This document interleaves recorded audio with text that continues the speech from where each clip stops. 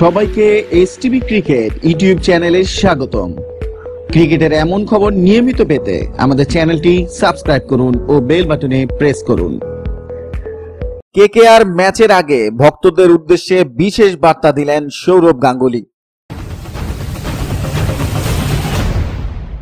আরো এক 5 মে 2012 দেখা যাবে শুক্রবারের ইডেনে।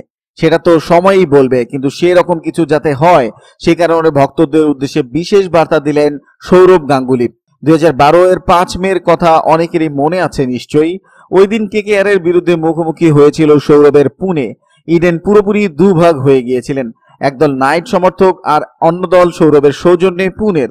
এতগুলো বছর পর সেই আবেগ এখন অনেকটাই ফিকে, কিন্তু সৌরভের বিশেষ বার্তায় আবার সেই আবেগ ফিরে এলো।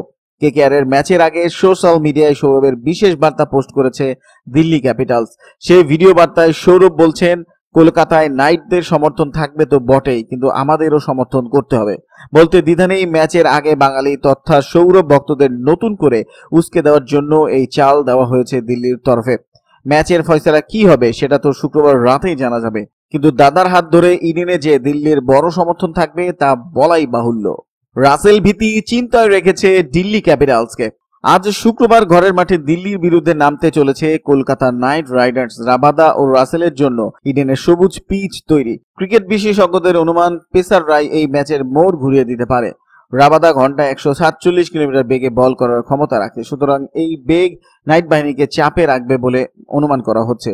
অন্যদিকে দিল্লির বিরুদ্ধে আগের ম্যাচে নাটকীয় সুপার ওভারে ম্যাচের ফয়সালা হয়, সেখানে রাবাদার ইয়র্কারে শেষ হয়ে যায় নাইটদের দিল্লি জয়ের স্বপ্ন।